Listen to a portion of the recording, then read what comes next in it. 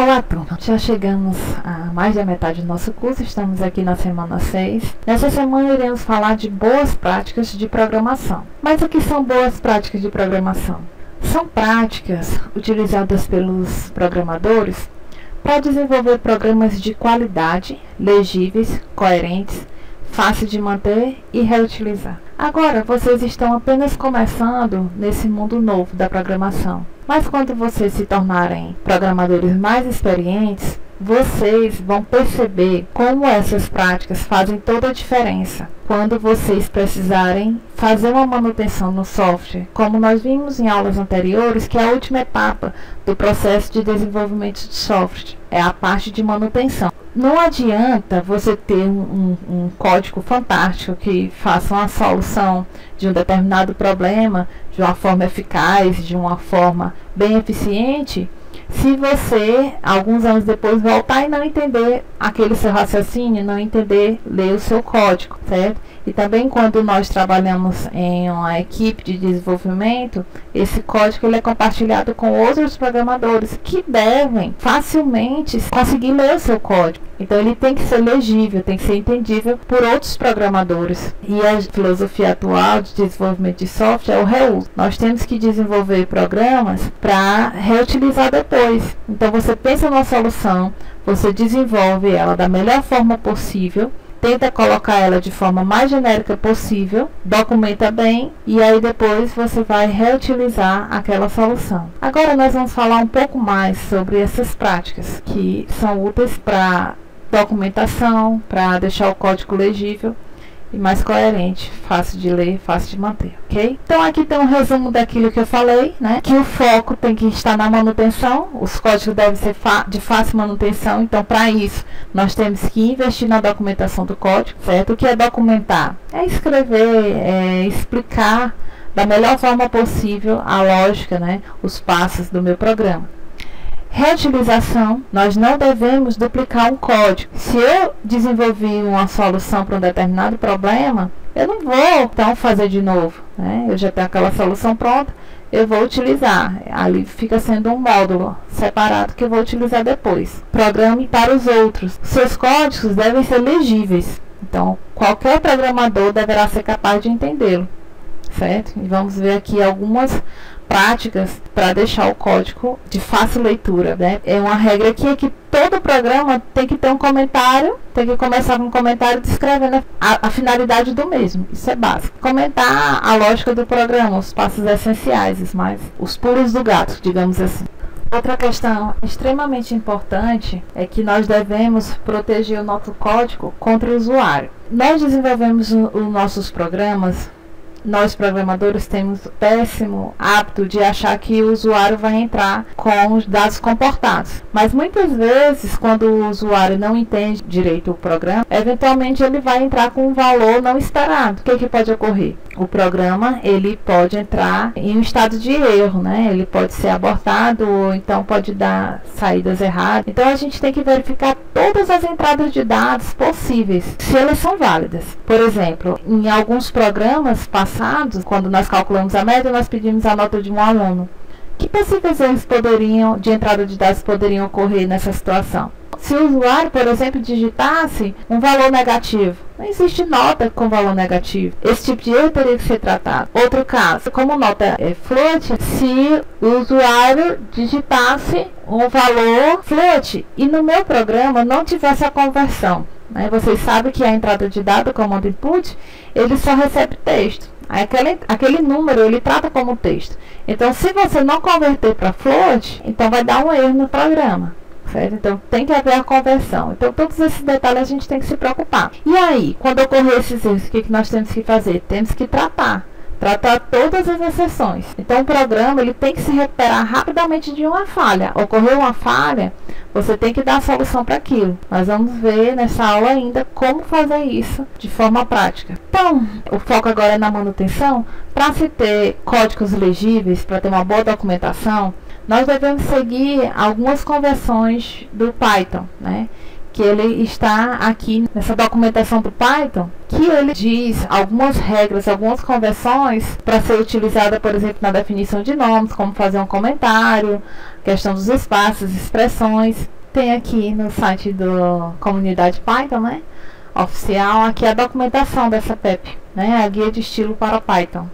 Então, essa aula foi basicamente um resumo disso aqui. Logicamente não falei de tudo, porque tem algumas questões aqui que eu vou falar depois, porque elas envolvem funções, módulos, e isso nós vamos ver na próxima aula. Aí eu volto com esses assuntos aqui. Então, vamos aqui às conversões. Primeiramente aqui vamos chamar de módulos, depois eu volto com esse assunto, vocês vão entender melhor. Mas por enquanto esses arquivos que nós estamos escrevendo são módulos. Logicamente nós salvamos, né? E que nome nós vamos especificar para esse arquivo, que ele tem a extensão PY, né? Vamos colocar as letras todas em minúsculas sem underline. E os nomes das variáveis, os nomes que nós vamos utilizar no nosso programa, ele tem que ser sugestivo. E nós devemos começar a escrever o nome seguindo aquelas regras, né, de identificadores que nós vimos em aulas passadas. Nós não devemos ferir aquela regra porque é uma regra de sintaxe que não pode ser infringida, mas nós temos que começar sempre com a letra minúscula, certo? Com o caractere minúsculo e separar nome composto com o underline. Ou então, você separa colocando a primeira letra da segunda palavra em maiúsculo, com a inicial maiúsculo. E organizar os importes. Como organizar os importes? As importações. Mas o que são importações? Importações são bibliotecas, né, outros módulos que você vai utilizar no seu programa. Algo pronto, que já foi construído, que você vai reutilizar, né? Então, o Python, ele traz uma biblioteca muito vasta, tem muitas soluções, né? Por exemplo, ele traz aqui a biblioteca matemática, que tem função. Lembra daquele exemplo da potência que eu pedi para vocês fazerem, né? Na biblioteca aqui do Python já tem aquela função implementada que calcula a potência, né? Então você só vai utilizar. Então aqui nesse exemplo de código, aqui eu já comentei a funcionalidade do programa, né? Para que ele serve, calcular a potência. E aqui eu fiz a importação da biblioteca matemática. Com isso, eu não vou desenvolver essa lógica para calcular a base, né? Eu vou utilizar a função que já está pronta do Python. Então aqui é só rodar e aí ele vai calcular. 2 elevado a 3, 8. Se eu quiser saber as funções dessa biblioteca, você digita o seguinte comando: dir math, tá errado, a sintaxe, né? Aqui você tem que colocar os parênteses. E aí tá aqui todas as funções, vejam que tem aqui a função fatorial, tem a potência, tem o π, né, 3,14, né? Tem o tangente, sqrt, a raiz quadrada. Então, se você quiser ajuda de alguma função específica, você não sabe como usar, é só você colocar a ajuda do Python help, né? Aí você coloca módulo e a função, por exemplo, aqui a função sqrt. E aí ele vai dizer, né, sqrt, aí dá a sintaxe aqui, só recebe um argumento, um parâmetro. Você vai colocar, por exemplo, sqrt16, ele retorna a raiz quadrada de x. Então, para testar, é só você colocar math. Ponto. Qual a raiz quadrada de 16? 4. Certo? Então, voltando aqui à importação dos módulos, se você tem mais de um módulo, você não deve separá-los por vírgula na mesma linha. Você coloca um em cada linha. Indentação e comprimento da linha. Indentação nós já falamos na aula passada, que é para definir o corpo de uma determinada instrução, para definir um bloco de instruções. Então, nós utilizamos os espaços, né, para definir esses blocos, né? Então, para cada indentação você deve utilizar 2 espaços. E você não deve colocar mais do que 5 níveis de indentação, porque vai ficar ruim para você ler esse código. E o comprimento máximo de uma linha, de uma instrução, ele nunca deve exceder 79 caracteres. E aí a gente pode quebrar uma linha muito longa com barra, certo? Então aqui um exemplo de um comando bem longo, né? E aí você colocou barra invertida para juntar os comandos que avançam em mais de uma linha. Outra convenção é sobre quebra de linhas e espaço em branco, né? Então a instrução desse tipo, por exemplo, se x igual a 0, né? Então não colocar depois dos 2 pontos logo a instrução, você dá uma quebra de linha e coloca a instrução embaixo, né? Dentro do bloco do if, né? E você vai tentar colocar espaços em branco, separando aqui as expressões para ficar de forma mais clara. Vamos falar já já um pouco mais sobre isso. Então a gente não deve colocar espaço em branco imediatamente antes de abrir um parênteses. Então o correto seria, depois do nome da função, você abre logo o parênteses. Então aqui um pouco mais sobre espaço em branco, né? Nunca coloque ele dentro de parênteses, colchetes ou chave, não exagerar, construir algo desse tipo com muitos espaços, né? Coloque algo mais sucinto. E nunca colocar antes de vírgula ou 2 pontos. Então na sintaxe do Python nós temos esses 2 pontos aqui nessa instrução de decisão. Então não colocar o espaço em branco para ficar mais legível. E nem dentro quando temos alguma coisa separada por vírgula, não colocar esse espaço aqui. Assim fica mais legível. Para os operadores, por exemplo, de atribuição, operadores matemáticos, lógicos, nós não devemos colocar mais do que um espaço. Então, algo desse tipo é errado, né? Então, temos aqui o operador de atribuição, coloca apenas um espaço para ficar mais legível. E aqui, para os outros operadores, né? Vejam como aqui não fica bem legível o código, fica mais difícil de ler, de entender. Então, cercar os operadores sempre com um espaço em branco, e apenas um, não mais de um, certo? Então, x espaço igual espaço 4, ou, certo? Outra convenção é que para valores lógicos, né, do tipo booleano, você não testar com a igualdade, se algo é igual a verdadeiro ou falso, né? Se achou igual a true, y recebe 6. Então, o correto seria assim, se achou, y recebe 6. Porque se achou, aqui ele já vai testar se é verdade. E na hora de comentar o código, né? Quando você está documentando um determinado bloco, os comentários devem ser recuados para o mesmo nível do código que se aplicam. Então, eu vou documentar esse código aqui, e os comentários feitos com cerquilha, nós já vimos, nós temos que colocar ele no mesmo nível do código que ele se aplica. Cada linha do bloco de um comentário deve começar com um único cerquilha e um espaço em branco. E separar o comentário do bloco que ele vai estar explicando com uma linha em branco. Ainda sobre os comentários, se você quiser comentar uma determinada linha, uma determinada instrução, você deve separar o seu comentário da instrução com pelo menos 2 espaços. E aí você coloca o cerquilha e um único espaço em branco. Aí você digita a sua dica.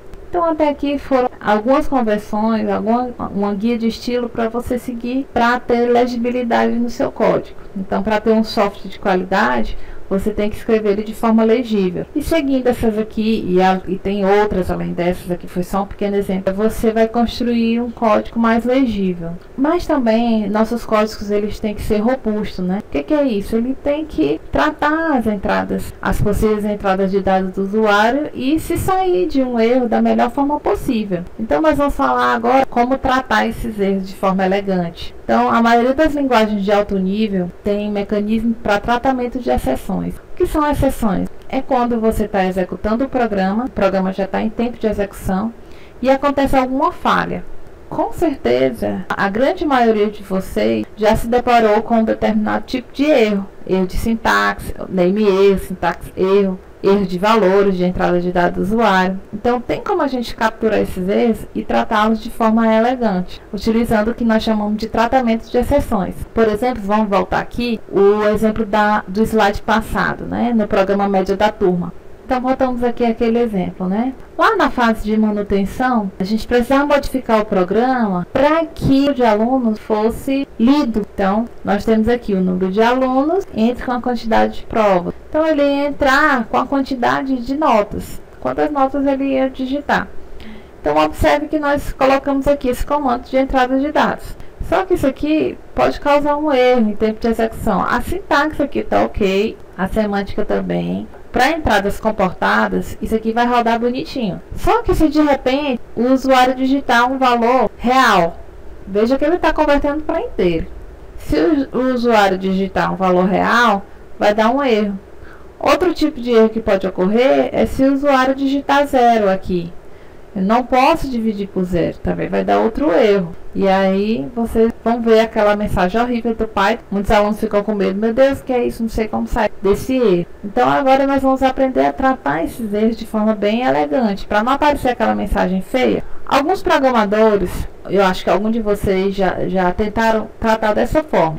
Então aqui é a entrada de dados, entre quantidade, aí se n for menor ou igual a 0, informe números maiores que 0, para não informar números negativos. Eu não posso informar 0 ou número negativo, né? Vai dar um erro de semântica, e se especificamente for 0, vai dar um erro de divisão por 0. Então, às vezes, os programas ficam com muitos testes, né? Se isso, se não fosse aquilo, e muitas mensagens de erro, isso vai comprometer o entendimento do programa. Então existe um mecanismo para tratamento dessas exceções. Vamos ver agora. Então aqui o programa que calcula a média da turma, e aqui nós já estamos utilizando o tratador de exceção, certo?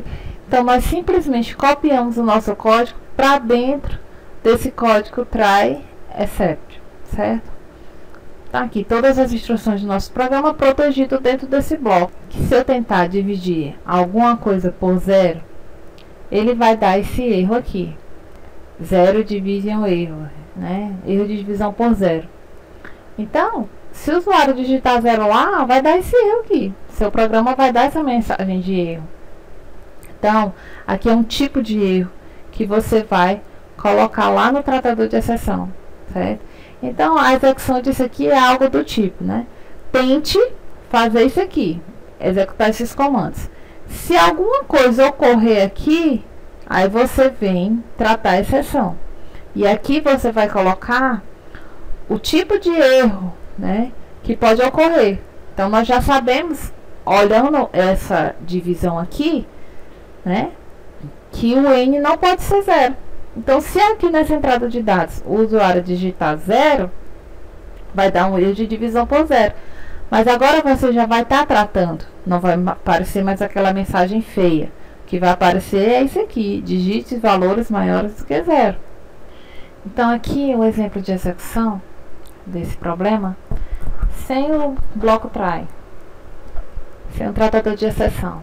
Então, aqui esse programa ele está suscetível a erro, né? Então, o usuário vai, digita 0, aí o erro, né? Se erra porque você digitou um valor inválido para aquele cálculo, né? E aí ele diz, ó, ele não consegue realizar esse cálculo aqui, soma dividido por n, porque dá um erro de divisão por 0. Então, o que nós vamos fazer? Nós vamos voltar aqui no código e colocar o bloco try catch. Então, colocamos todo o nosso programa aqui dentro do try except, certo? E aí colocamos aquele erro, né? O tipo de erro que poderia ocorrer, né? Erro de divisão por 0. Então, para esse tipo de erro específico, ele já tem uma saída. Então, quando você mandar rodar, aqui novamente, você vai digitar o 0, e aí ele vai dar a mensagem que você digitou lá. Digite valores maiores do que 0. Não vai mais aparecer essa mensagem feia aqui do Python, né? Foi a mensagem que você colocou aqui, certo? Então, a instrução try, ela tem a seguinte forma, né? Try, aí aqui as instruções, o corpo, né, dela, no bloco de instruções dentro do try, são todos os comandos que você quer que ele execute, né? Então, ele tenta executar todas as instruções dentro do corpo, mas se ele encontrar algum erro, certo? Ele vai passar aqui para a linha de tratamento. Ele vai identificar qual é o tipo de erro e vai executar essas instruções aqui. Mas se houver algum erro, se não houver nenhum erro, aí ele termina o bloco e vai para a próxima instrução depois do bloco. E se houver mais de um erro, né? Se ocorreu, não existe naquele programa, não existe só aquele erro de divisão por 0, né? Então, gente, é o seguinte, nós estamos vendo aqui que ele está convertendo a entrada de dados do usuário para inteiro, né? Mas se de repente o usuário ele digitar um valor de ponto flutuante, por exemplo, eu digitei aqui 1.2, então vai dar esse erro aqui, ó, value erro, né? ele não consegue converter para inteiro. Também vamos adicionar esse erro lá. Então, para fazer isso, basta colocar mais uma cláusula de exceção, certo? Com o código de erro que nós capturamos agora. Aí a nova mensagem, digite valores inteiros, certo? Então, aqui no nosso programa, simplesmente nós vamos adicionar mais uma exceção, certo? Essa exceção aqui, ó. Se ele digitar um valor que não é inteiro, aí ele vai lançar essa exceção. Aí você roda agora. Então, você vai digitar agora 1.2 e aí ele vai dar uma resposta mais amigável. Digite valores inteiros, certo? Você capturou o erro. Então, aqui uma última dica. Lembra daquele caso de exibir o maior de 3 números, né? Então, a lógica era mais ou menos assim. Você pediu o primeiro número, pediu o segundo número e o terceiro valor. E aqui, eu deixei o código ausente de propósito, né? Você iria fazer aqui alguma lógica para ver qual era o maior dos três. E no final você ia exibir. O maior valor aí daria o maior valor, certo? Então, para essa solução, você poderia utilizar a função max, que já está implementada no Python. E ela é simples de utilizar, certo? Então, se você colocar aqui máximo de 257, 2,5,67 e 1, vai dizer que o máximo é 7. Máximo de 10, 3 e 4. Vai dizer que é 10. Então, não reinvente a roda, né? Se tiver algo pronto, você utiliza, se esse algo for confiável e testado, certo? E a última dica, né? O Zen de Python é uma listagem da filosofia e os princípios que Python utiliza para a sua linguagem, né? Então, se você lá no prompt der esse comando import, aqui temos import diz, pronto. Então, ele listou aqui várias dicas da filosofia dele, né? E a aula de hoje foi tirada basicamente do guia de estilo do Python, né? Do próprio site oficial do Python. E aqui tem a tradução a português, certo?